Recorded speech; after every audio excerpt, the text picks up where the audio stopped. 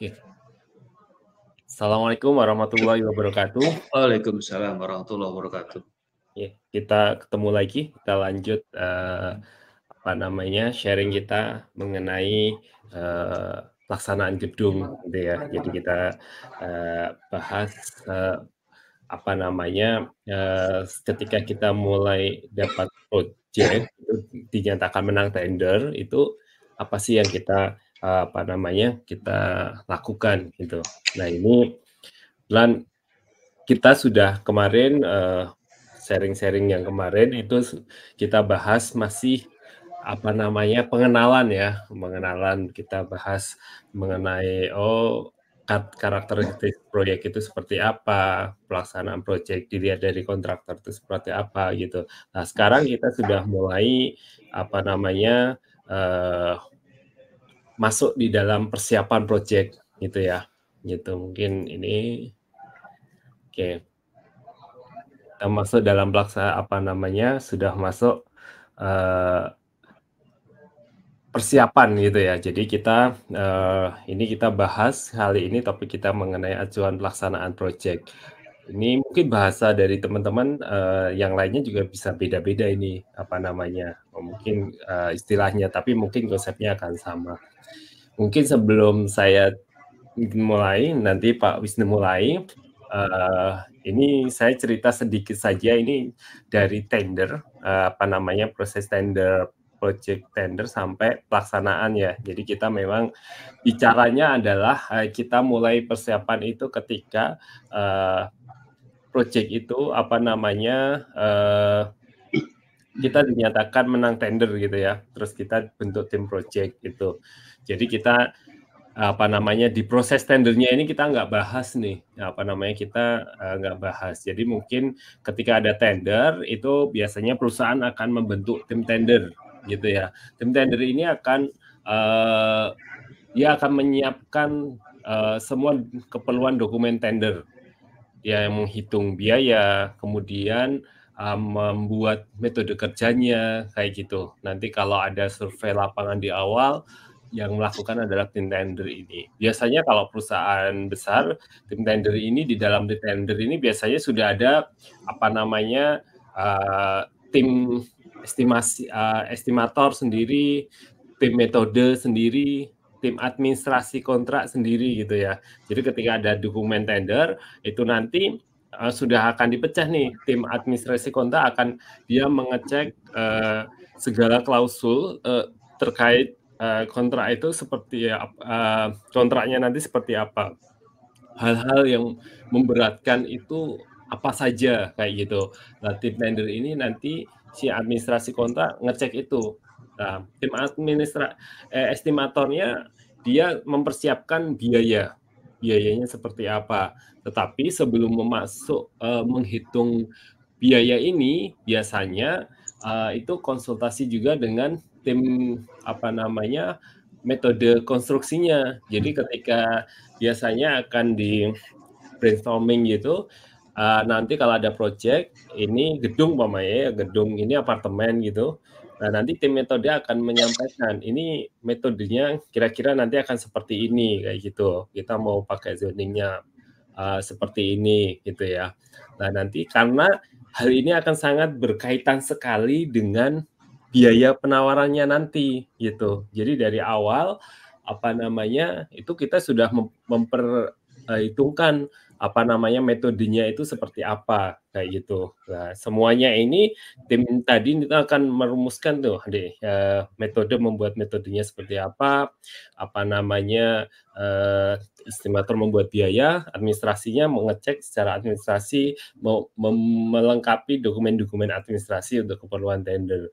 Nah, nanti biasanya rapat lagi sebelum, apa namanya, dimasukkan tendernya, itu rapat lagi, apa saja itu. Jadi akan ada rapat, menyatakan bahwa kita akan ikut tender atau enggak, kayak gitu. Secara administrasi udah oke belum, apa namanya, terus secara biaya seperti apa, gitu, metodenya seperti apa. Nah, itu biasanya yang terjadi seperti itu.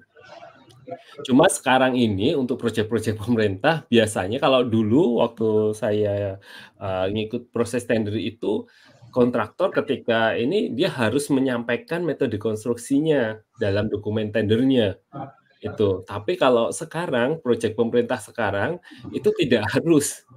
Di nominal-nominal tertentu itu tidak harus memasukkan dokumen dokumen, apa namanya, metodenya, padahal itu pasti akan sangat berpengaruh terhadap pelaksanaannya nanti seperti apa gitu. Nah, kalau tidak ada metode yang disampaikan nanti evaluasinya seperti apa gitu. Saya juga apa, maksudnya memang sekarang, harapannya sebenarnya tender dipermudah, tetapi kalau menghilangkan hal yang sangat krusial kan saya ya jadi gimana ya, itu. Nah, ketika ini ke tim tender, kemudian kita masuk dan dinyatakan menang tender, bahwa kita, ada surat, penentuan pemenang dan kita ditentukan, "Oh, kita menang tender nih," gitu. Nah, ketika dinyatakan menang tender, baru nih, apa namanya, perusahaan akan membuat ini, menunjuk tim project gitu ya. Ya, jadi tim project nanti akan, apa namanya, ini yang akan bertanggung jawab di pelaksanaannya nanti. Biasanya dari perusahaan akan menunjuk, ini saja, tim intinya saja. Jadi biasanya tim project dari project manager, site manager, baik site engineering, site operasional, maupun site administration manager-nya. Nah, nanti dari situ biasanya tim project akan, apa namanya, melengkapi lagi, komposisinya, struktur organisasinya, siapa saja itu biasanya, yang menentukan, apa namanya, dari tim project inti yang ditunjuk tadi, kayak gitu. Nah, biasanya nanti ketika sudah di tim, apa namanya, tim project itu ditunjuk, nah, nanti untuk, apa namanya, mau mulai pelaksanaan projeknya, itu nanti, apa namanya, tim tender itu menyerahkan, ada serah terima data ya. Jadi semua data dokumen tender tadi yang tidak hanya dokumen tender, semua hal yang terkait dengan tender itu nanti akan diserahkan ke tim project.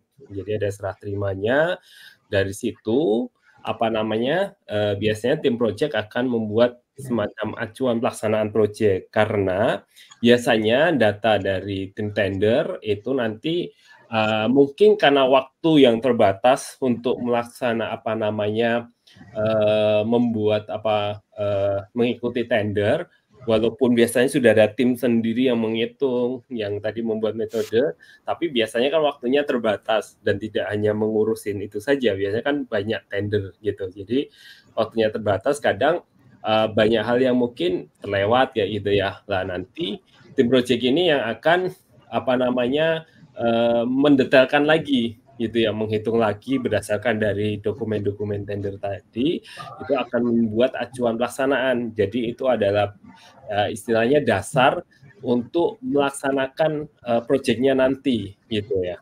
Jadi nanti datanya apa saja yang diserah terimakan, terus kemudian untuk acuan pelaksanaan project ini data minimalnya seperti apa, mungkin kita akan bahas berikutnya ya. Mungkin untuk mungkin ini ada tambahan lagi Pak dari Pak Wisnu Pak? Cukup, udah per Allahnya itu udah, betul. Ya. Oke, mungkin untuk serah terima datanya, mungkin ini Pak Wisnu yang akan menyampaikan nih, Pak. Oke, bagian saya nih? Iya, Pak, siap. Oke, kita mulai ya. Bismillahirrahmanirrahim. Assalamualaikum warahmatullahi wabarakatuh. Waalaikumsalam warahmatullahi. Terima kasih Mas Budi atas kesempatannya nih. Maaf ya di sela-sela waktu ya. Jadi ini sekarang kita sudah mulai masuk fase atau pembahasan fase udah mau menuju ke project nih. Menuju ke project. Tadi sudah dijelaskan sekilas ya. Jadi saya kasih gambaran sedikit. Jadi kebetulan saya pernah di dua posisi tersebut ya, di tim teknik atau tim engineering kantor pusat, juga di tim project. Sekarang saya mau bercerita dulu saat saya di tim engineering. Ya, artinya tim yang mengolah atau mempersiapkan segala sesuatu, ya, data keterkaitan dengan proses tender. Kebetulan saya kerja di Utama Karya di BUMN, ya. Jadi kala itu tahun-tahun 2006 sampai dengan 2000 fasenya Pak SBY lah ya. Fasenya Pak SBY itu banyak sekali proyek-proyek gedung. Banyak sekali proyek-proyek gedung karena memang beliau concern pada pembangunan keterkaitan dengan fasilitas-fasilitas entah itu kantor, perumahan dan lain-lain, banyak sekali. Tapi berbeda di fase Pak Jokowi yang bergerak di fasenya atau konstruksinya di infrastruktur. Nah, kita nggak tahu ini Pak Prabowo akan menggenjot untuk sektor konstruksi di area mana? Apakah keduanya imbang, bangunan dan infrastruktur, atau seperti apa? Kita belum tahu. Kayaknya Kita masih menunggu. infrastruktur tapi di Ya, karena memang ini ada Pak, isu. bagian infrastruktur tapi di SDA kemungkinan Pak, karena fokusnya yang pemerintah sekarang kan adalah ketahanan pangan Ketahanan ya Pak pangan. ya? Iya. Ketahanan pangan, ya. Oke. Jadi saya cerita keterkaitan saya waktu penyiapan. Jadi tim tender ya sudah mendapatkan informasi keterkaitan suatu tender atau proyek yang nanti akan dicoba untuk diraih atau digapai, ya itu diolah oleh tim tender kantor pusat dalam ini tim teknik. Tim itu terdiri tadi sudah disampaikan Mas Budi ya, ada tim bagian menghitung gambar ya, terkaitan volume dan lain-lain, ada sisi administrasinya, legal kontrak ada sendiri, ada banyak lah ya tentang cash flow segala macam, itu banyak dihitung. Nah, tender itu kalau dulu ya, atau tadi bilang saya dapat informasi itu, kalau dulu tuh kita membagi atau penilaiannya itu menjadi 2 atau merit point ya. Pertama di metodenya, yang kedua di harganya, itu diadu itu. Kebetulan tempat saya sama tempatnya Mas Budi menjadi kompetitor tuh. Mas Budi di PP, saya di HK itu. Dan PP selalu menang tuh, sering kali menang ya untuk tender karena memang untuk pekerjaan gedung PP kala itu lebih baik. Tapi saya udah lama meninggalkan gedung, saya nggak tahu update-nya sekarang seperti apa. Sepertinya sih masih leading ya untuk PP untuk pekerjaan gedung. Nah, kala itu tender, setelah tender misalkan contoh tadi udah dijelaskan di awal-awal dulu kalau nggak salah waktu pengenalan, kita ada tender misalkan ada 3 sampai 4 perusahaan lah misalkan. PP, Adikarya misalkan dengan HK. Itu masing-masing mengajukan penawaran. Nah, tim teknik ini ya ada yang memang proyeknya sudah dibidik ya, dibidik dalam arti sudah tahu nanti ini udah jadi potensi yang nanti harus kita menangkan, harus kita dapat oleh manajemen ya. Sehingga sudah jauh-jauh hari sudah dibentuk timnya, tim nanti yang akan menangani proyek tersebut. Artinya sudah ada nih kepala proyek nanti yang akan definitif yang akan melaksanakan proyek tersebut jika menang. Nah, sehingga si kepala proyek berserta timnya, tim intinya ya, personil inti proyek atau PIP itu sudah ikut mengawal bersama tim teknik atau tim tender. Jadi mereka sudah tahu sejak awal ikut mengawal untuk proses tender. Ada juga yang kebetulan memang tidak ada atau belum ada ya karena sudah banyaknya proyek sehingga stok kepala proyeknya nggak ada yang nganggur lah ya, nggak ada yang idle sehingga mereka aktif semua sementara dipakai jadi nggak bisa mendampingi tapi langsung dihandle oleh tim teknik. Nah kalau misalkan nanti yang dihandle atau dikawal oleh kepala proyek yang nanti akan memegang proyek tersebut itu sudah mengikuti dari awal. Oke ya itu proses kita untuk proses untuk tender. Ini tadi pembahasan kita adalah manakala proyek itu sudah dimenangkan. Kan gitu ya, topiknya hari ini adalah menangkan, sudah dimenangkan. Nah, serah terima data dari tim teknik atau tim kantor pusat engineering atau tim tekniknya ke tim proyek. Jadi tim kantor pusat ke tim proyek nanti akan melaksanakan. Itu terdiri ada ada 13 kira-kira ya, ada 13 item data yang memang harus segera diinformasikan. Biasanya data-data ini kita serahkan dalam satu rapat resmi, ya. Rapat resmi begitu kita menang, tim proyeknya langsung dibentuk, tim proyek dihadirkan, ya. Tim proyek nanti sudah inti itu dari kepala proyeknya, site operation manajernya, site engineering manajernya, site administrasi manajer, bahkan dengan tim QA/HSE-nya juga sudah dihadirkan. Nah, disitulah tim teknik melakukan pemaparan terkaitan data-data yang dipunyai untuk memenangkan proyek yang kemarin. Sebenarnya kan sudah menang ya, misalnya proyek A itu sudah menang. Nah, untuk waktu memenangkan proyek A itu dengan nilai sekian, itu data-data apa saja. Dari manajer tekniknya itu memaparkan segala data yang dipunya pada saat untuk bisa melaksanakan proyek tersebut. Contoh misalkan metode kerjanya seperti apa, ya. Misalkan satu bidang proyeknya itu kotak ya atau memanjang, dia memulai kerjanya dari mana, dari sisi mana, dari sisi kanan, dari sisi kiri, apa dari depan, dari belakang, itu dijelaskan oleh manajer teknik ke tim proyek yang nanti akan menangani. Oke, dijelaskan itu tahapannya, berapa harinya, alat yang digunakan, metodenya apa, dan lain-lain lengkap oleh manajer teknik kantor pusat dijelaskan ke tim proyek apa saja yang harus yang mereka set up untuk bisa memenangkan proyek tersebut. Karena waktu itu kalau kala itu ya metode kerja itu dinilai sendiri, terus harga juga dinilai sendiri. Jadi ada penilaian. Bahkan dulu ya kala itu kita betul-betul perang metode ya. Kalau manakala metodenya nggak bagus atau nggak realistis ya, nggak efektif, nggak efisien, itu bisa jadi nilainya rendah ya karena metode itu dinilai oleh tim konsultan yang ditunjuk oleh owner juga oleh tim dari tim owner juga. Ya, tapi nggak tahu tadi Mas Budi bilang katanya metode sudah tidak ini. Itu menjadi saya pikir itu menjadi krusial karena itu menjadi kita bisa tahu performanya kontraktor nanti akan seperti apa ya di lapangan pada saat mengerjakan karena memang metodenya sudah tahu. Nah, dijelaskanlah oleh manajer teknik apa saja yang digunakan atau dikerjakan untuk bisa menghasilkan proyek ini, misalkan senilai 500 miliar misalkan. Saya bisa mendapatkan proyek memenangkan 500 miliar ini dengan tahapannya begini, alat yang digunakan ini, material yang digunakan ini, speknya ini dan lain-lain. Dijelaskan semua dari A sampai Z. Ya, yang pertama kita bahas dulu tentang yang diserahkan tuh dokumen tender.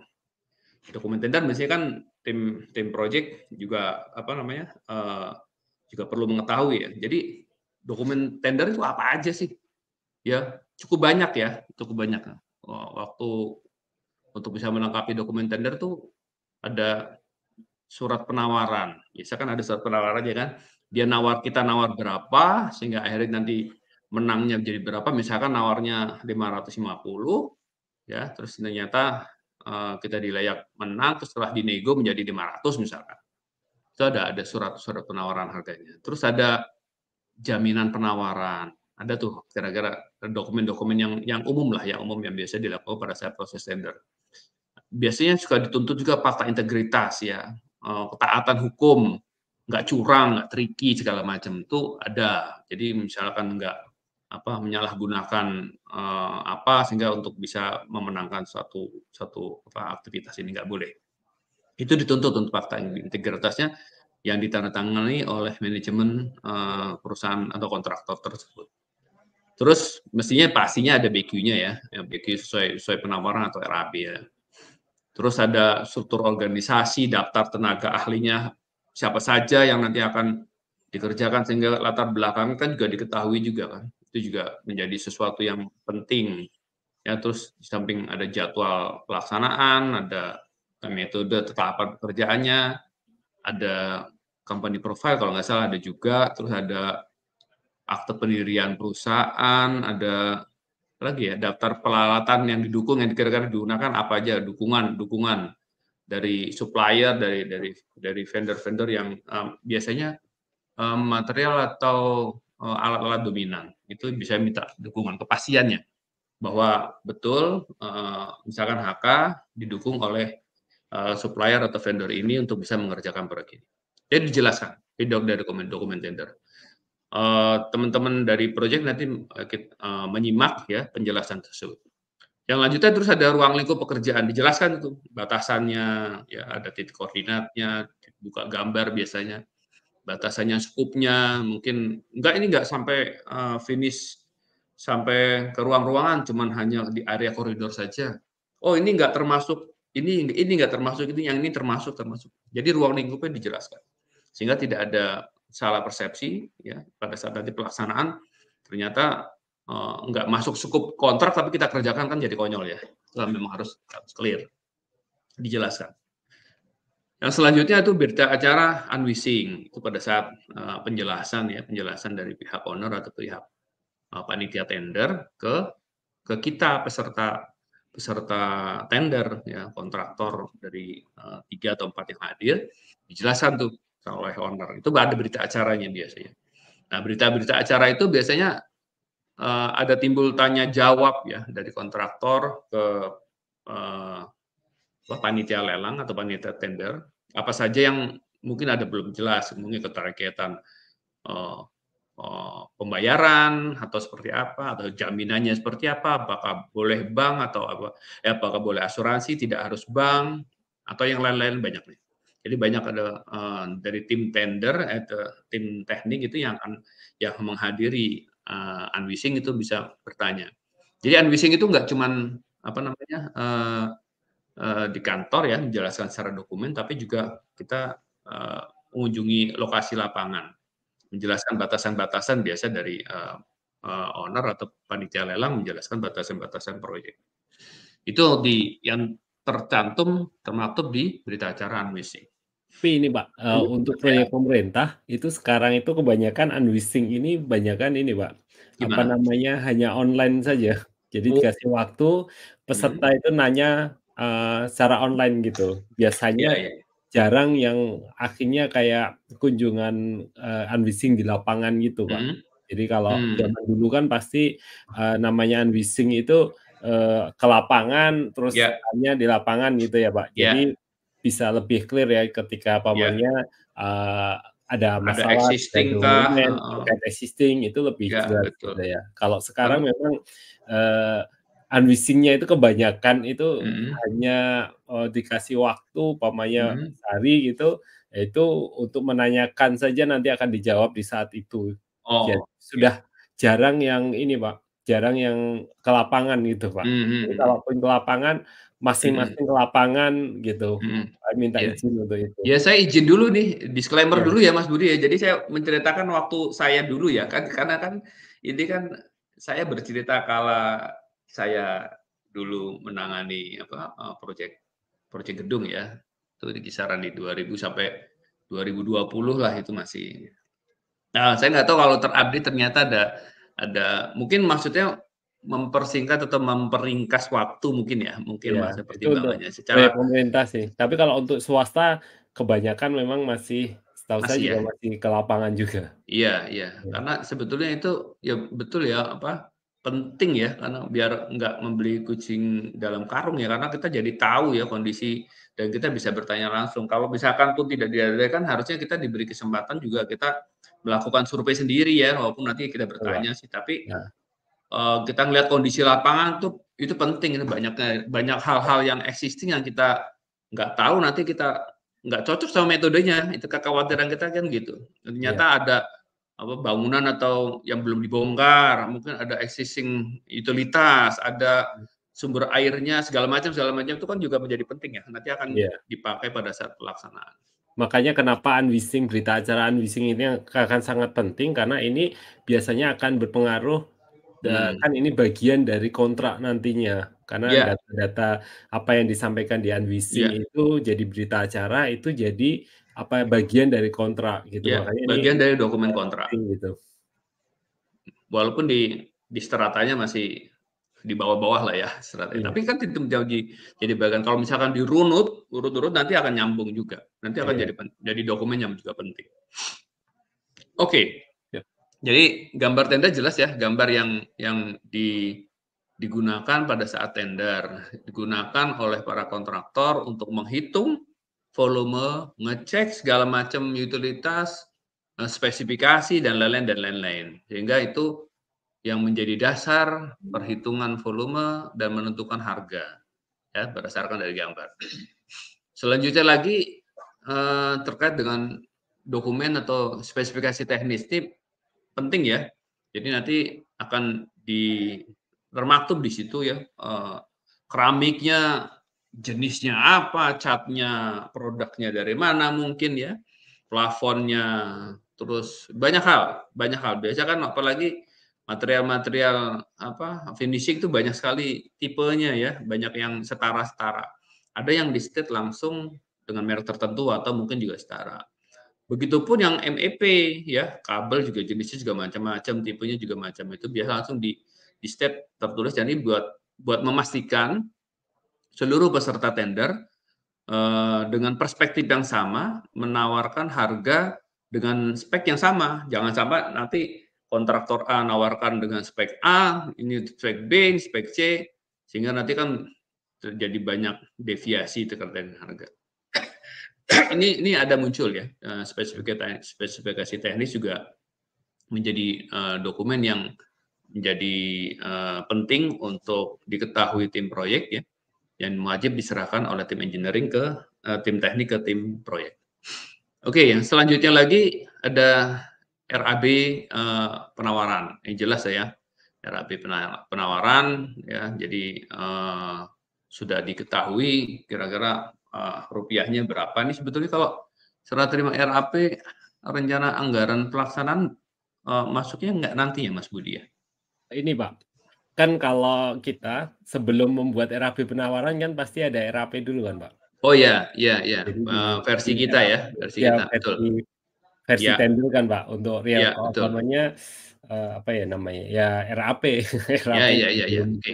buat Ini RAP dulu. RAB yang sesuai BQ dari owner ya, dari owner itu Iya. memang Kalau disampaikan speknya kontraktor kan berapa. di dalam RAP kan ini ya Pak, apa analisa harga satuannya di situ kan nggak muncul indirect cost kayak gitu-gitu. Ya, Kan kita ya, kalau sebagai kontraktor kan pasti akan menghitung apa namanya semuanya hal ya, detail termasuk direct cost, indirect cost gitu, ya, beban-beban, terus betul. apa namanya termasuk bunga dan semuanya kan kita Ya, harus masuk masukkan dulu situ. di RAP baru ketahuan biayanya berapa, kita mau untung berapa, baru dibuatkan RAP penawarannya kan, Pak. Ya, Iya. termasuk potensi resiko segala macam sudah kita cadangkan di situ. Jadi Iya. apa nih biar jadi pengetahuan ya, jadi pengetahuan kalau RAB ini kan adalah atau BQ, RAB atau BOQ ya yang biasa kita kenal, itu adalah daftar pekerjaan yang ada harga satuan, ada rupiahnya sehingga total nanti muncul plus PPN dan lain-lain. Nah, kalau RAP itu misalkan contoh proyeknya di RAB-nya itu 500 miliar misalkan, 500 miliar. Nah, RAP-nya itu, RAP adalah bahasanya apa ya, dapurnya kontraktor lah, dapurnya kontraktor. Dapurnya kontraktor nanti dalam menentukan berapa sih laba yang nanti diharapkan. Ya, Iya. contoh misalkan tadi RAB-nya 500 miliar. Nah, ini dari perusahaan akan menetapkan labanya berapa? 10% kah? 12% kah? 15% kah? Apa 20% kah? Dari RAB yang memang sudah kita tawarkan. Jadi dari RAB 500 tadi, misalkan kita menentukan RAP-nya itu di 450 lah, misalkan kita nanti akan untung 50 miliar.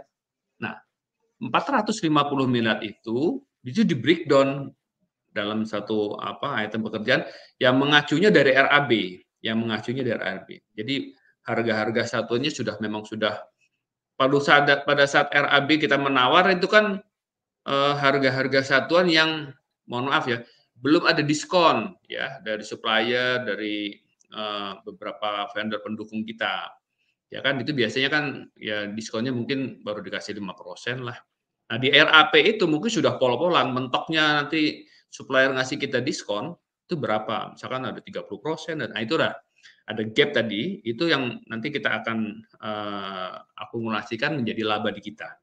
Ya, itu dari sisi material, dari sisi tenaga kerja juga begitu, dari sisi metode juga nanti akan juga banyak hal.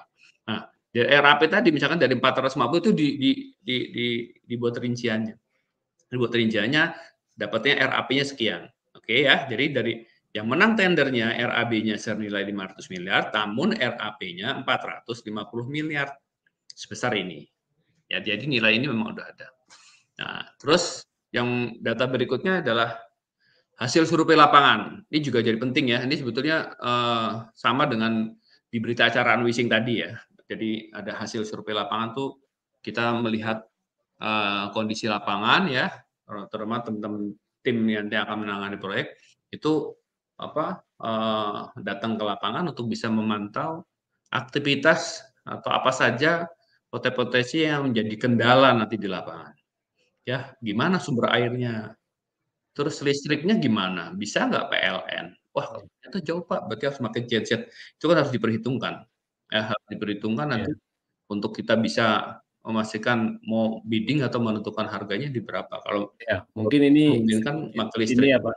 apa namanya, kayak list untuk survei lapangan gitu ya, mungkin biar Ya, teman-teman juga ada gambaran gitu ya. mhm mhm, Biasanya tadi sampaikan ketika tender itu pasti, seharusnya yang benar itu ya mhm. kontraktor pasti harus melakukan survei lapangan, karena kita harus tahu kondisi lapangan itu seperti apa.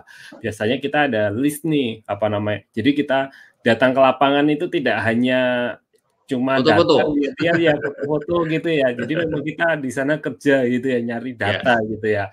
Nah, ini biasanya kita ada list-nya gitu ya, pengamatan di lapangan. Bahkan kita harus sediakan foto, video gitu ya. Kalau sekarang mhm. juga harus mungkin ada Udah ada drone ya dokumen sekarang, ya. wah lebih lengkap.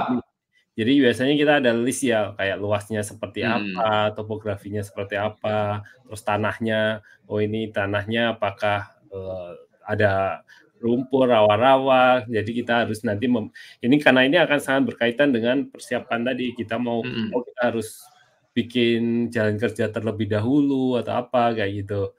Data ya, soil investigasinya seperti apa, oh tanahnya itu, ini bekas sawah, bekas apa namanya, urukan atau apa gitu ya. Jadi mhm, semuanya kita list nih, semuanya, apa namanya. Jadi ini mengapa ini data ini jadi sangat penting untuk disampaikan tim project, karena ini semua data ini adalah data yang dilihat di awal, gitu ya. Jadi kalau nanti ada perubahan lagi, kayak, dari, "Oh saya dulu, apa namanya, ketika survei nggak seperti ini, kok ini ternyata di tempat ini sudah berubah nih." Nah itu bisa jadi, apa namanya itu, jadi hal yang dipertimbangkan juga gitu ya. Jadi memang ketika survei lapangan ini datanya kita harus nyari data sebanyak mungkin, sedetail mungkin gitu ya. ya, Bahkan kalau apa namanya, kalau kita ada basement kayak gitu ya kita harus tahu kondisi, oh muka air tanahnya di sekelilingnya seperti apa ya, kayak gitu-gitu. Ya, ya ini kayak kedalaman air tanahnya, terus kita harus cari informasi dari penduduk, terdekat kayak gitu. Nah, ya, jadi ini memang biasanya malah yang melakukan survei memang yang biasanya sudah pengalaman juga gitu ya. Jadi ini banyak sekali yang harus kita apa namanya, amati ya, maksudnya ketika survei lapangan gitu. Jadi ini ada berapa, kalau ini hampir 60-an ini, apa namanya, item link pertanyaan ya, lebih banyak lagi gitu ya. betul. Mungkin itu ya Oke, ya bisa tadi betul ya ya, tadi ada sebanyak mungkin informasi awal yang kita dapatkan sehingga harga nanti yang kita sampaikan untuk penawaran tuh menjadi cukup realistis ya. Jangan sampai ada biaya-biaya nanti di belakang terkaget-kaget. Ini contoh sederhana aja ya, ada ormas nggak dekat-dekat proyek situ ya, itu kan kita juga jika kita perhitungkan mohon maaf ya, ini ya kita tahu lah ya beberapa daerah yang memang di apa, ada ormasnya yang butuh apa, koordinasi atau kerjasama dengan kita. Nggak bisa kita menampik mereka, nggak bisa ya, kita ajak aja, kita ajak collab, ya, kerjasama yang baik, yang sehingga apa yang menjadi harapan kita selaku pelaksana pekerjaan dan juga mereka ya sebagai biasanya penduduk lokal ya, warga lokal sekitar situ dalam ikut membantu pengamanan lingkungan, keamanan dan lain-lain juga bisa terakomodir. Itu harus diperhitungkan. Bahkan jalan aksesnya gimana? Bisa jadi harus melewati area perkampungan. Wah, ini nggak bisa, harus kendaraan kecil. Waduh, berarti kan artinya yang seharusnya kita bisa melakukan pengiriman. Sekali pengiriman ini nggak bisa dengan tronton, harus pakai kendaraan yang lebih kecil. Nah, berarti kan mempertimbangkan kos juga ya. Jadi banyak hal. Survei itu menjadi sesuatu yang penting ya. Semakin banyak atau detail informasi yang didapat, maka harga yang kita tawarkan itu menjadi sangat realistis ya, memungkinkan itu nanti akan bisa dikerjakan. Jika ada orang datanya sedikit terus bisa langsung bidding, itu biasanya langsung main tembak lagi. Itu lain cerita lagi ya, lain cerita lagi, itu beda. Itu termasuk mungkin jadi strategi penawaran juga ya. Oke, kira-kira gitu. Jadi hasil survei lapangan itu menjadi sesuatu yang menurut saya menjadi penting, yang wajib untuk bisa didapat. Oke. Terus ini ke kontrak review tender ya. Ini pada saat setelah tender menang kan kita langsung dilanjutkan dengan kontrak ini memang harus direview ya. Artinya tim legal ya, tim legal di sini sudah tahu lah ini bagiannya. Apa saja yang menjadi hak dan kewajiban kita, memastikan kita atau kontraktor selaku pelaksana itu di posisi yang setara dengan owner dalam dokumen kontrak ya. Jadi saya pernah dapat penjelasan oleh salah seorang yang paham tentang hukum ya, waktu itu saya terdiskusi tentang waktu membahas addendum kontrak, itu manakala kita tidak seimbang antara pihak satu dan pihak dua, itu bisa dinyatakan kontrak itu cacat. Artinya itu bisa batal. Nah, ini pentingnya teman-teman terutama dari bagian legal untuk menggali informasi sebanyak mungkin kepada tim teknik dan tim lapangan, apa saja yang menjadi potensi-potensi yang akan mana yang menguntungkan, mana yang memberatkan. Itu harus disampaikan. Sehingga nanti bisa tercantum di dalam dokumen kontrak apa saja yang kira-kira nanti bisa tidak memberatkan kita. Posisinya setara ya, antara hak dan kewajiban kontraktor dan owner memastikan itu setara. Ya, jadi tidak ada yang diberatkan, tidak ada yang dirugikan. Oke, jadi selanjutnya ada kajian keterkaitan dengan manajemen risiko. Ini kaitan tadi dengan kontrak tadi ya, juga ada. Jadi biasanya tim legal sama tim sekarang Menris ya, dulu belum begitu populer ya, Mas Budi ya, di tahun-tahun ya, itu belum begitu populer. Saya juga baru dengar ini aja Menris ya, waktu kala saya tuh ya taunya resiko gitu aja, tidak ada pembahasan khusus, ada manajemen yang mengendalikan resiko ini. Kalau dulu udah langsung diplok aja, dah kita cadangkan biaya atau resikonya berapa persen dari nilai proyek, ini ada potensi-potensi yang kira-kira belum. Kalau sekarang kan sudah lengkap ya, ada mitigasi resikonya, lengkap lah, ada kajiannya lebih detail lagi, lebih baik pastinya lebih baik. Jadi segala sesuatu yang berdampak nanti ke pelaksanaan ya, potensi rugi, potensi segala macam yang buruk ya, itu sudah bisa diantisipasi karena kajiannya menjadi lebih baik. Oke, untuk selanjutnya pastinya metode kerja. Metode kerja tim teknik menjelaskan ke tim proyek bahwa metode kerja yang digunakan untuk bisa menghasilkan harga 500 miliar tadi begini loh tahapannya, mulai dari kanan ke kiri, digunakannya alatnya misalkan 2 per 3 segala macam, itu dijelaskan sehingga menghasilkan harganya 500. Itu dijelaskan apa saja alatnya, apa aja material segala macam, tenaganya berapa segala macam dijelaskan. Boleh setelah ini misalkan tim proyek melakukan improve atau perubahan metode sejauh bisa lebih efisien. Garis bawahnya itu, sejauh bisa lebih efisien. Kalau tidak bisa lebih efisien, lebih baiknya pakai itu. Karena itu memang sudah teruji melalui fase penilaian merit point di tingkat konsultan ya. Diuji itu metodenya diuji. Ya, kalau ternyata nanti tim project bisa menemukan atau bisa mengimprove metode tadi menjadi lebih efektif, bisa lebih cepat dan lain-lain, pokoknya lebih itu layak digunakan, boleh digunakan. Tapi dengan catatan harus dipaparkan lagi ke manajemen, memastikan bahwa metode perubahan, metode improve tadi bisa dipertanggungjawabkan sehingga hasilnya pun terukur, nggak asal nebak ya. Begini Pak, nanti hasil begini, tanpa ada data yang detail bisa terukur bahwa nanti kalau pindah Pak, saya melakukan akan siklusnya 5 hari, tidak 6 hari seperti yang teman-teman teknik lakukan. Gimana caranya? Harus disampaikan. Sehingga nanti jangan ternyata begitu 5 hari ternyata membengkak, ada biaya-biaya meledak sana sini sehingga akhirnya yang tadinya bisa laba menjadi tidak laba. Itu juga perlu kehati-hatian. Oke ya, jadi metode kerja itu menjadi sesuatu yang kunci karena efisien atau tidak efisiennya pekerjaan betul-betul terutama proyek konstruksi tergantung dari metode yang digunakan.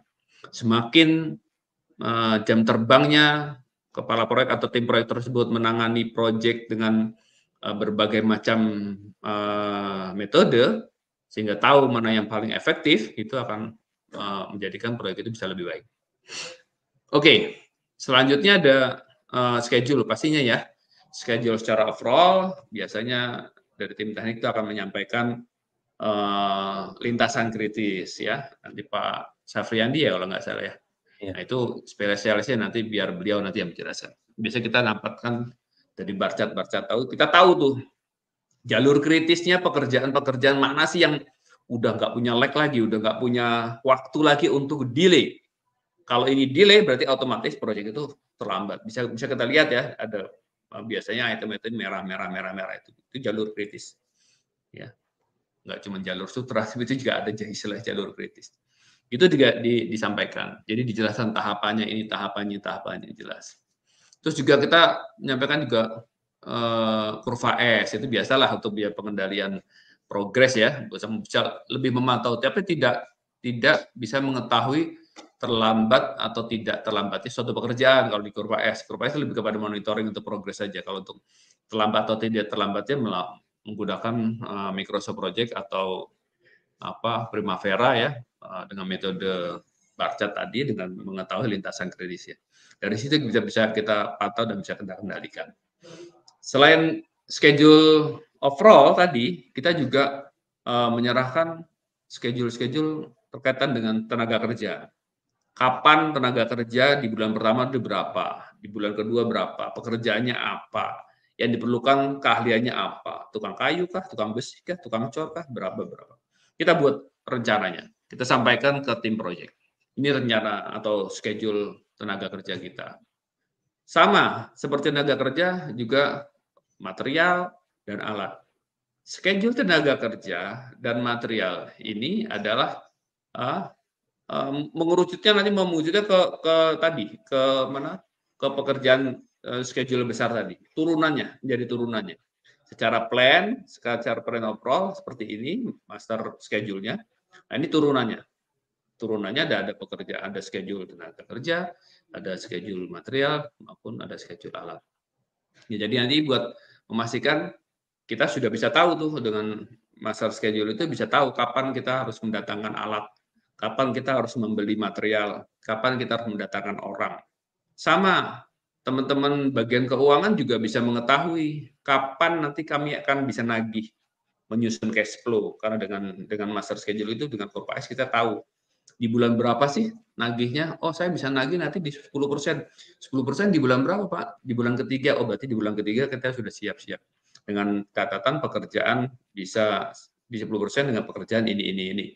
Artinya pekerjaan-pekerjaan inilah nanti yang akan menjadi target untuk bisa diselesaikan agar untuk bisa menagih atau termin bisa dibayarkan atau bisa ditagihkan. Kira-kira gitu. Jadi master schedule itu bisa digunakan oleh banyak unit ya. Teman-teman HSE juga bisa gunakan, logistik pastinya, tim operasi pasti. Jadi betul-betul seluruh unit kerja itu melihat atau bekerjanya bergantungnya kepada melihat atau parameternya berdasarkan master schedule atau schedule kerja yang sudah dibuat. Nah, yang terakhir ini ada daftar subkon ya, atau daftar supplier pendukung ya. Ada kalau istilah kita kan material dominan ya, material dominan. Material dominan itu kalau di pekerjaan konstruksi itu seperti apa sih? Ada besi, beton, itu banyak sekali makanya. Secara Pareto atau yang besar ya, itu bisa diklasifikasikan, diparetokan buat gambaran sekilas ya. Jadi item pekerjaan konstruksi itu banyak sekali itemnya, beda ya dengan pekerjaan jalan ya. Banyak sekali, mungkin ratusan bahkan pernah ada ribuan item panjang itu RAB-nya itu PG. Nah, biasanya dari situ bisa kita paretokan atau kita sort saja berdasarkan nilai tertinggi sampai nilai terendah. Oke. Untuk bisa memparetokan itu, jadi dari misalkan ada 1000 baris lah, ada 1000 baris. Itu 20% baris teratas ya, atau 20% 200 baris itu adalah menjadi item dominan. Sementara yang bawahnya, yang 80% atau 800 ke bawahnya itu kecil-kecil lah. Nah, untuk bisa menjaga proyek itu tidak oleng ya bahasanya ya, tidak oleng dalam arti tidak rugi, bisa laba, memastikan item-item Pareto ini, item-item yang 20% teratas ini bisa terjaga secara volume, bisa terjaga secara biaya, sehingga kalau ini terjaga, sudah bisa di atas kertas itu proyek itu akan untung. Tapi kalau ini sudah tidak bisa terkendali dengan baik, sudah bisa dipastikan proyek itu akan rugi. Karena yang 80% ke bawah itu tidak begitu signifikan untuk menggoyang cash flow secara keseluruhan proyek. Jadi teman-teman nanti kalau punya proyek ya, gampang, parsikan aja, paretokan aja, di short aja dari nilai tertinggi sampai nilai yang terendah rupiahnya. Nah, 20% dari baris itu pegang itu aja kawal. Kalau itu bisa terkawal dengan baik dari sisi schedule, biaya segala macam, insya Allah proyek kalian akan untung. Tapi kalau itu sudah babak belur, ya sudah bisa dipastikan pasti babak belur nanti di akhirnya. Oke, ya jadi vendor atau subkon atau supplier itu yang dominan ya, biasanya kita sudah punya ya. Biasanya kalau pada saat kita bidding itu kita memakai harga dari mereka ya. Biasa misalkan ada salah satu vendor atau supplier kita yang mendukung kita, harganya 1 juta, dikasih kita 1 juta, itu biasanya diskonnya masih belum all out ya, belum habis-habisan. Ya, nanti pada saat tadi kita sudah menang, bisa tender tuh mungkin cuma baru ngasih diskon 5 atau 10% yang kita pasang di DAQ buat penawaran. Tapi pada saat pelaksanaan mungkin sudah diskonnya sudah bisa 30 atau 40% itu kayak saniter tuh contohnya macam-macam lah. Nah, itulah yang bisa kita jadikan margin. Kita jadikan margin untuk keuntungan. Ya, jadi ini termasuk salah satu strategi untuk kita bisa tadi ada pertanyaan ya untuk menurunkan harga RAB kira-kira itu. Kita sudah punya kuncian-kuncian material-material dominan. Bagus lagi kalau material-material dominan itu biasanya ya supplier besi beton ya cukup besar ya. Itu udah paling besar tuh biasanya di dunia konstruksi untuk konstruksi gedung. Kalau kita bisa membelinya secara cash, itu supplier akan senang banget itu. Harganya bisa sangat-sangat miring. Beda dengan kontraktor atau pembeli yang ngutang ya, bukan ngutang ya. Ya kredit lah ya, kredit mungkin 3 bulan baru dibayar, atau mungkin 1 bulan. Nah kalau dia bisa punya cash flow-nya cukup baik atau dia punya rekanan yang bisa digandeng untuk bisa mengkondisikan harga besi beton itu bisa turun jauh, misalkan 1 kilonya di pasaran 1.000 misalkan ya. Pada saat nanti dia bisa beli atau di awal dengan harga 600 atau 700 perak, sehingga dia sudah punya margin 30% loh dari harga material aja, itu udah sangat signifikan. Udah kalah itu kompetitor sebelah itu. Ya, dia masih pakai harga 1.000, di pelaksanaan pun dia pakai harga 1.000, kita sudah pakai harga 700. Jadi kita bisa cost kita bisa kita tekan sehingga potensi laba itu bisa kita jaga. Kira-kira itu jadi data-data yang dari tim teknik tadi ya diserahkan ke tim proyek. yang perlu diketahui ya, ini lebih sebagai bahan informasi pada saat nanti teman-teman tim proyek nanti untuk bisa melaksanakan pekerjaan. Kira-kira gitu Mas Budi, mungkin ada yang menambahkan, silakan. Ya Pak, ya mungkin ini terkait dengan serah terima data, mungkin saya lanjut ya Pak ya. Ya, Jadi silakan. Dati dari saya tadi di awal sampaikan bahwa ketika dari tim tender itu menyerahkan data ke tim project. Cuma di dalam dokumen yang disampaikan oleh tim tender yang tadi saya sampaikan di awal, mungkin waktu tender itu kan masih tadi waktunya terbatas gitu ya, masih belum mungkin belum detail kayak gitu. Ya, ketika diserahkan tim proyek, tim proyek itu nanti biasanya akan mempelajari lagi semua data yang diserah terimakan ke tim proyek tadi, apa saja gitu ya.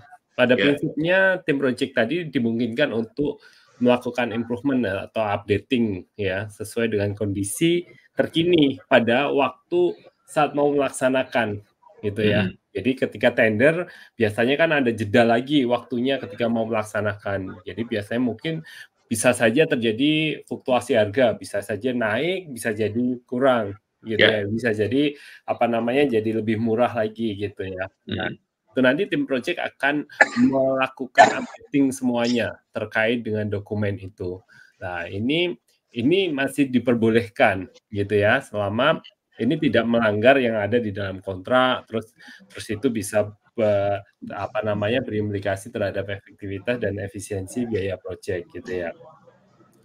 Jikapun nanti ada perubahan dari data yang diserah terimakan tadi ke tim proyek, itu nanti tim proyek itu sebelum melaksanakan proyek itu biasanya akan melakukan dipresentasikan lagi ke perusahaan gitu ya.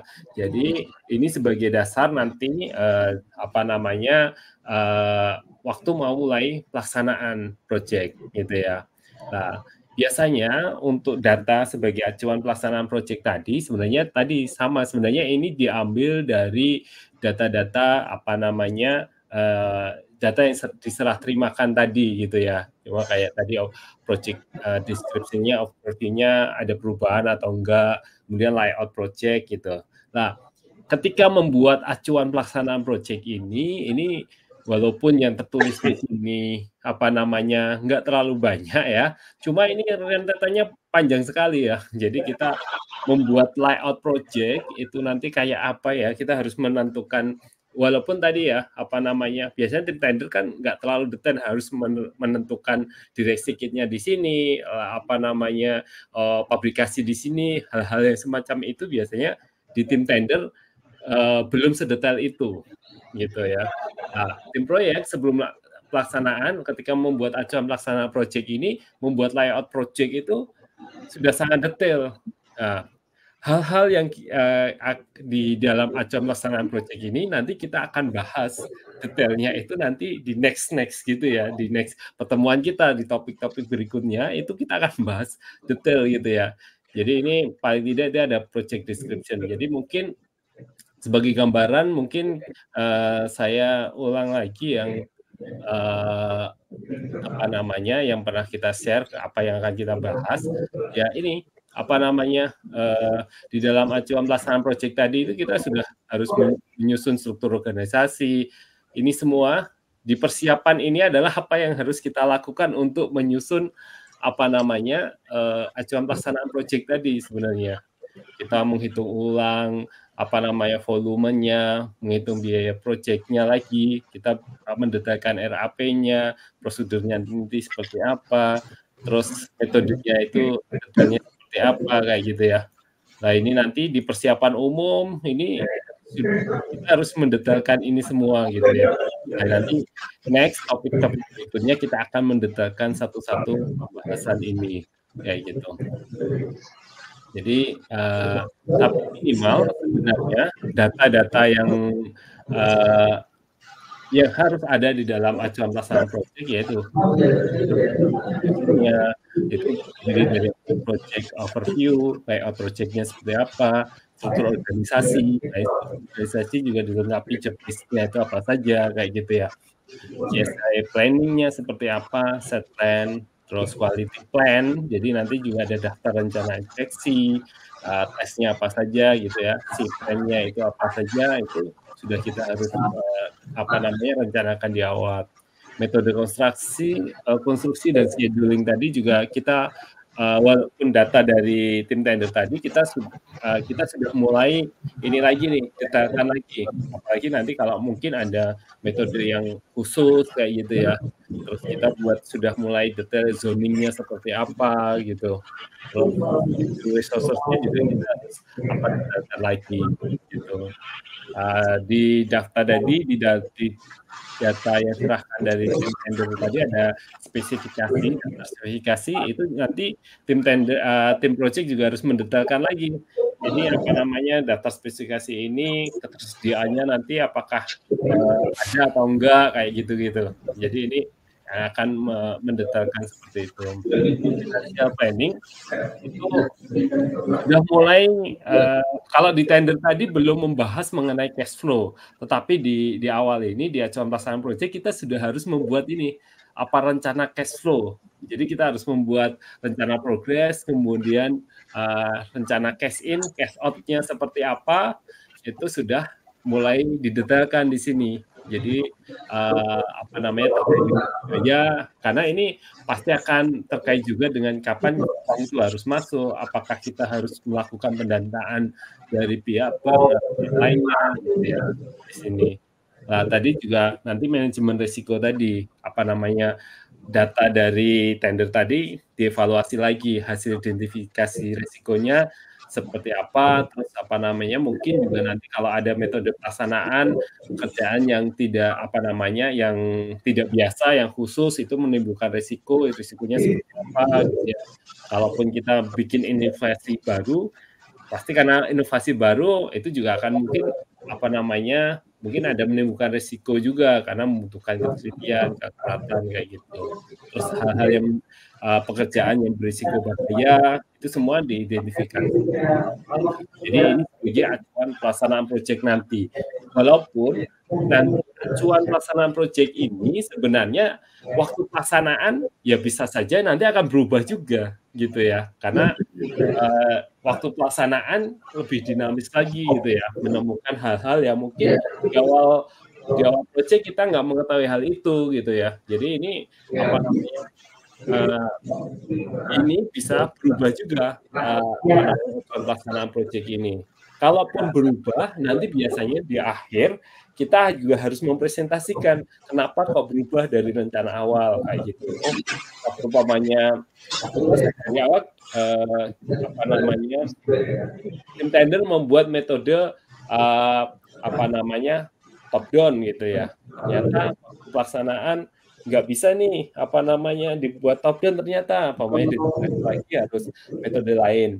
Waktu pelaksanaan ternyata dengan kondisi yang ada di lokasi nggak bisa nih, bisa saja berubah lagi gitu. Jadi sebenarnya juga ini bisa dimungkinkan berubah juga, tetapi semua harus ada dasarnya gitu. Tapi ini sebagai acuan itu ya untuk tim proyek itu melaksanakan proyek nantinya itu paling tidak punya dasar gitu loh.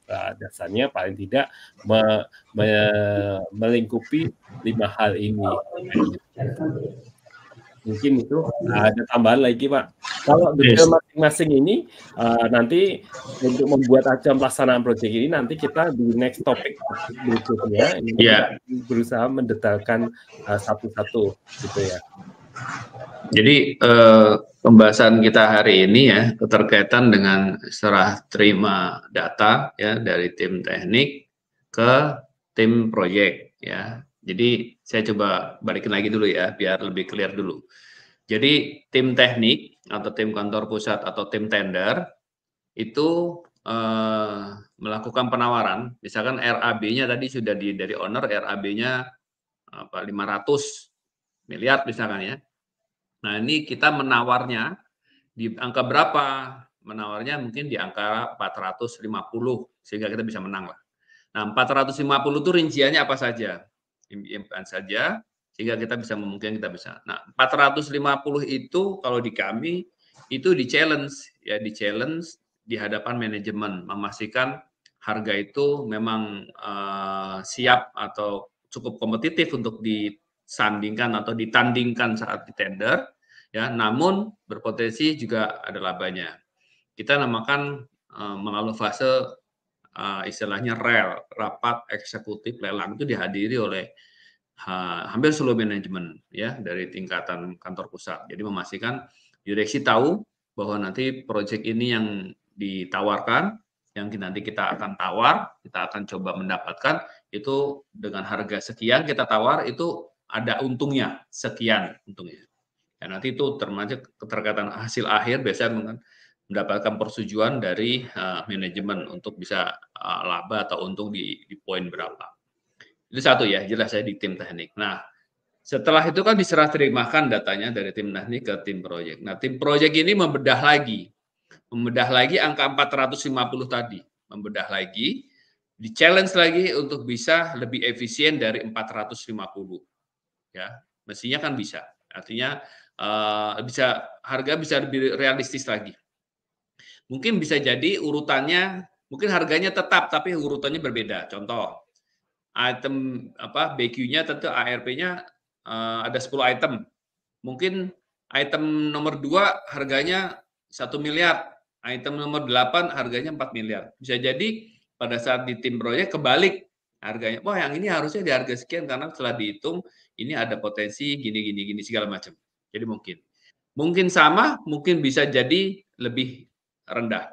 Tapi nggak boleh lebih tinggi dari yang sudah ditetapkan di nilai kemenangan tadi 450. Nah, dari situlah tim proyek untuk bisa melaksanakan pekerjaan dengan nilai yang sudah di set up untuk bisa akhirnya mencetak laba. Idealnya tim teknik diisi oleh orang-orang yang berpengalaman. Idealnya ya, namun pada kenyataannya biasanya malah anak-anak fresh graduate dari situ. Anak-anak fresh graduate, jadi beberapa kali saya juga menggawangi ya anak-anak fresh graduate, anak-anak UJT baru masuk itu ditempatnya di situ, di tempat teknik. Nggak apa-apa ya, sambil jalan.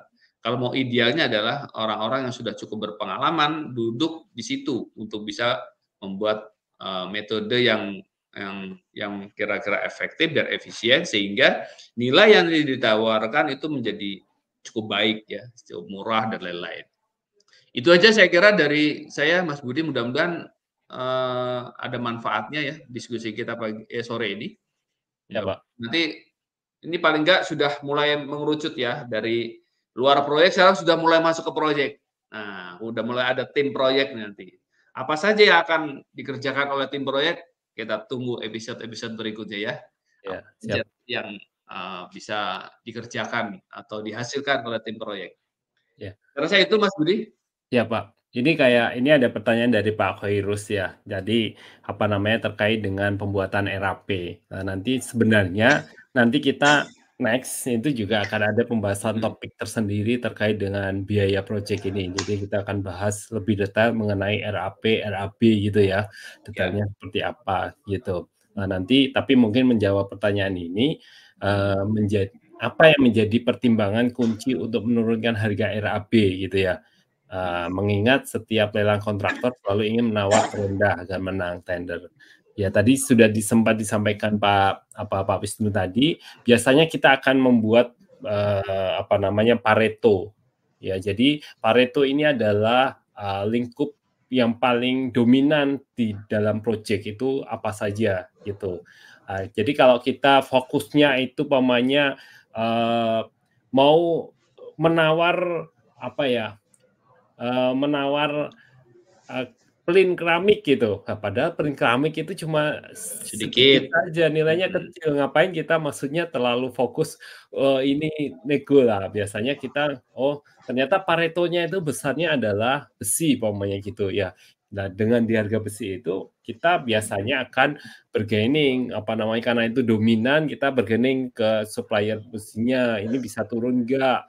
Bisa turun, syaratnya apa? Oh, syaratnya saya harus pembayaran seperti ini. Oke, karena kita proyeknya ini harus menang, kita harus menang proyeknya ini ya biasanya oke, ini kita harganya bisa turun segini, catatannya adalah pembayarannya harus seperti ini. Nah, itu catatan itu akan masuk di dalam tadi catatan di cash in, cash flow tadi kayak gitu. Jadi kalau kita sudah benar-benar nego di besi itu turunnya akan signifikan. Umpamanya cuma turun Rp500, itu bisa nanti turunnya itu sudah berapa miliar kayak gitu. Jadi kita fokusnya adalah hal-hal yang yang dominan dulu kayak gitu. Nah, kalau masih cukup waktu mau nurunin yang lain-lainnya yang kecil ya nggak apa-apa juga. Tapi kalau kita fokusnya di menurunkan yang kecil-kecil dulu ya kita jadi wasting time ya. Jadi maksudnya jadi waktu kita terbuang untuk ngurusin yang kecil. Jadi fokusnya adalah yang dominan itu apa dulu gitu. Jadi kita harus tahu gitu.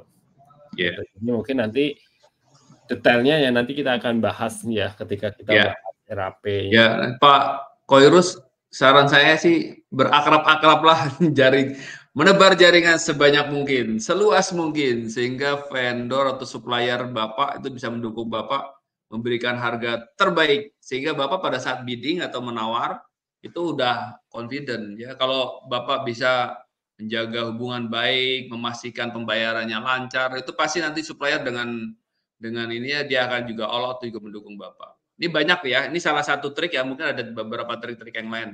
Mungkin nanti di sesi berikutnya ya Pak Budi ya, nanti keterkaitan dengan pembuatan harga, kalau nggak salah ada ya kita pembahasan tentang itu ya. Nanti kita jelaskan, karena ini menurut kita juga sangat penting, karena yang selama ini, setahu saya ketika kita diskusi dengan banyak teman-teman, khususnya swasta yang kecil itu, mereka nggak membuat RAP, Pak.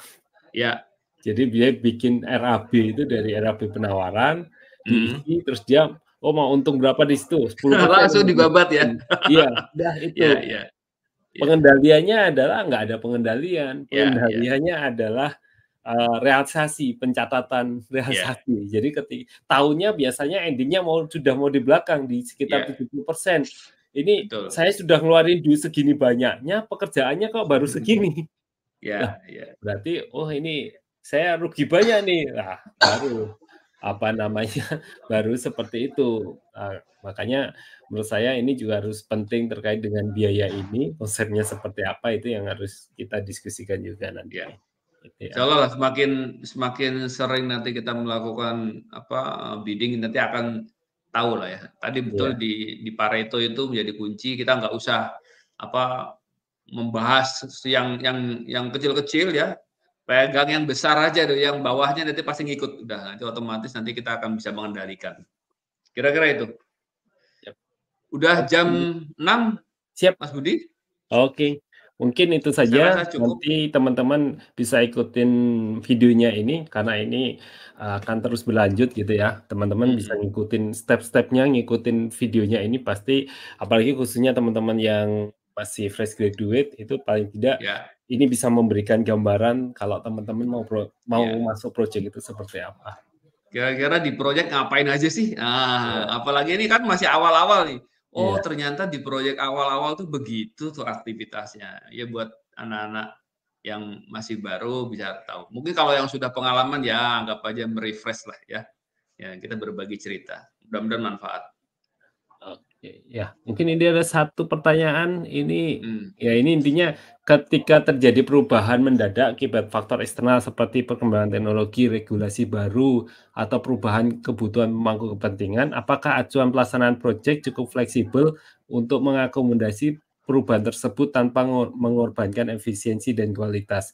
Pada prinsipnya ini adalah acuan, nggak mutlak ya. Maksudnya ya ini bisa berubah dengan kondisi ya. Kita tadi di awal sampaikan juga bahwa ini sebagai acuan ketika mau melaksanakan proyek. Tetapi ketika di dalam proses berjalannya itu ada perubahan yang mengakibatkan berubah lagi terhadap apa yang kita rencanakan, ya itu mau nggak mau tetap harus berubah.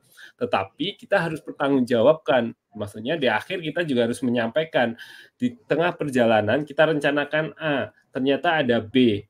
Akhirnya kita jadi berubah ini. gitu. Jadi C umpamanya gitu. Nah, itu kita sampaikan dan itu masih diperbolehkan untuk berubah. Cuma harus ada apa namanya, kenapa berubah itu, harus ada pertanggungjawabannya, kayak gitu. Untuk hal-hal tertentu yang sangat menyangkut biaya, biasanya juga harus dapat persetujuan gitu dari perusahaan, gitu. Ya. Oke. Kalau misalkan perubahan-perubahan itu diminta oleh owner dan di luar skop kontrak kita, ya kita bisa minta klaim atau sepakati nggak apa-apa berapa perubahan. Tadi ya Pak, nih di kontrak keramik ganti granit atau ganti marmer. Nggak apa-apa Pak, Bapak pikirkan SI-nya, kami ajukan harganya, Bapak setuju kami kerjakan. Boleh, nggak masalah di dalam perjalanannya ya, boleh sekali, nggak apa-apa.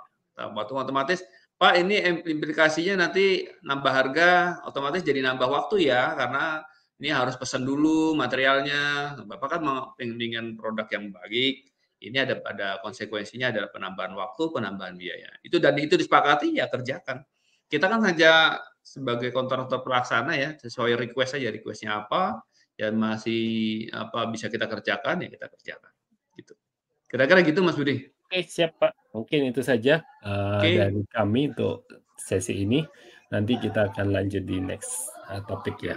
Nanti akan Mudah-mudahan lagi. diberikan sehat terus ya sehingga kita bisa sharing terus sama teman-teman. Dan ini masih banyak ini pembahasannya ya. Iya Pak, Ini kita baru buat gedung aja banyak.